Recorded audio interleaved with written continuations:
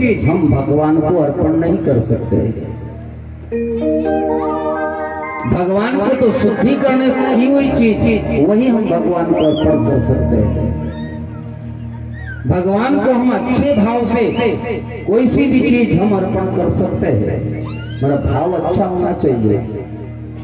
इसीलिए तो संत महात्मा ने कहा है कि मन शुद्धि, अन्न शुद्धि, द्रव्य शुद्धि इनकी आवश्यकता है।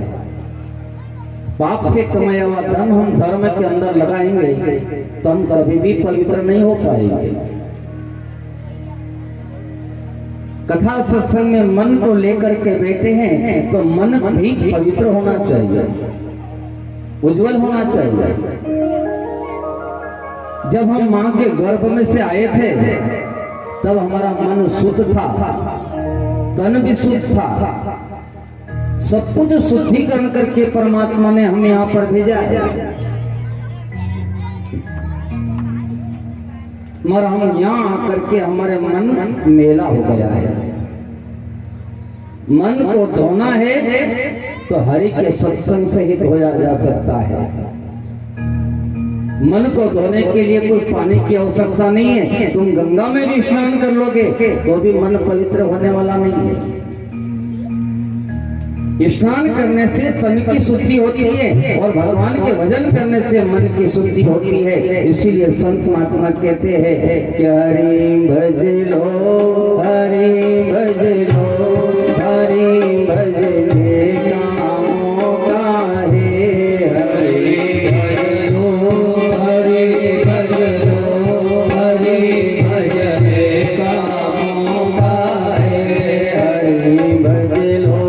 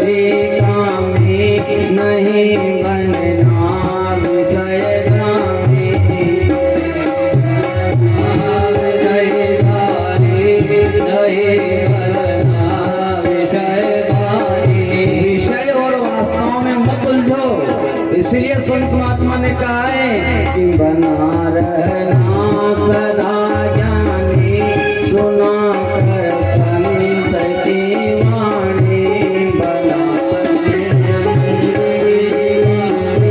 सुना कर संत की वाणी, नहीं बनना कभी कामी, नहीं बनना विषय गामी, नहीं बनना विषय गामी, नहीं बनना विषय गामी।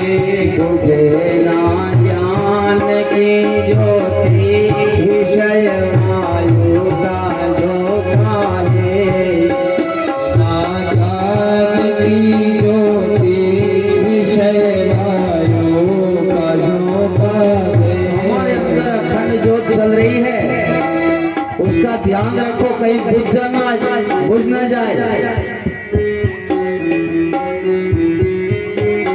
हम सोचते हैं कि हम एक दूसरे का सहारा लेकर के हमारा वो काम कर देगा, वो हमें सहारा दे देगा, कोई सहारे देने वाले नहीं है।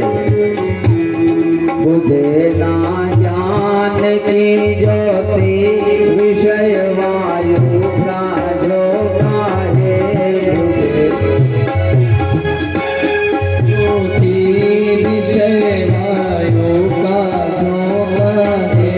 मेरे नाते मेरे रिश्ते, मेरे साथी घने रे, मेरे नाते मेरे रिश्ते, मेरे साथी घने रे, नहीं नाते नहीं रिश्ते, सभी साथी तेरे, नाते मेरे रिश्ते, सभी साथी तेरे।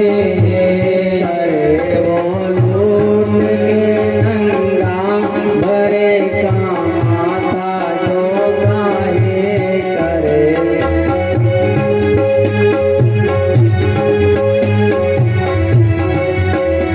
जीते जी तो हम इंसान को पूछते नहीं है, और मरने के बाद में कहते हैं कि ये मेरा है, ये मेरा है।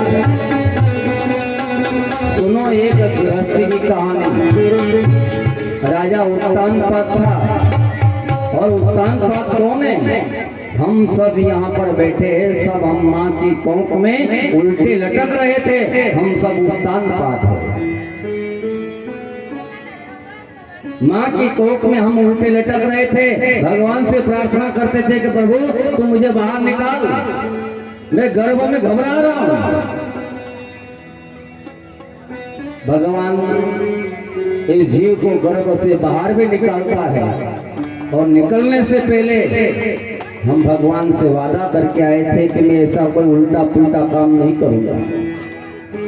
मगर हम क्या करते हैं कि विषय वायु की झोंक में बहकावे में आ जाते हैं, एक दूसरे की कहने सुनने में लग जाते हैं। ये विषय वायु है।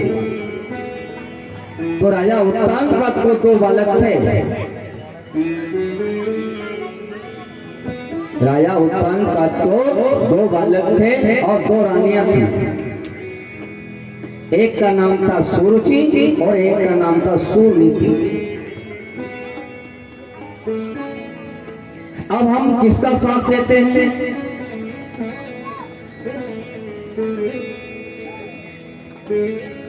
दो पत्नियां हैं एक पति को, मगर वो साथ किसका देता है? ऐसा ही हमारे अंदर आशा और तृष्णा, ये दो पत्नियां हैं। एक धार्मिक इंसान था और उसको कहीं रास्ते में पड़े हुए कहीं सोने की रकम मिली, और एक मन कहता है कि उठा लूं, और एक मन कहता है कि मैं उठा लूंगा तो सही, मगर पाप लगेगा। इंसान है, मगर मन के अंदर दो प्रकार की अस्थि और प्राप्ति, ये दो प्रकार की आशा और तृष्णा है। एक मन कहता है कि नहीं नहीं नहीं, इस चीज को मैं उठाऊंगा तो पाप लगेगा। ये ना जाने किसकी है। ऐसा ही राजा उत्तानपाद को दो बालक थे और दो रानियां थी। एक बालक का नाम ध्रुव था और एक बालक का नाम उत्तम था। जो सुनीति थी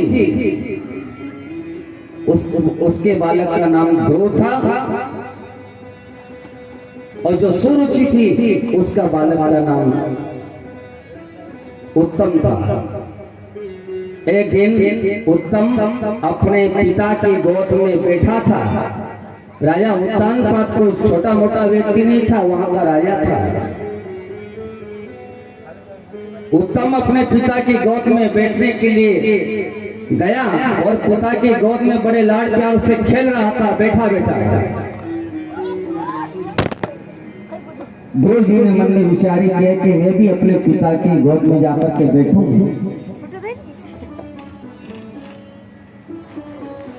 ध्रुव जी ने मन में विचार किया कि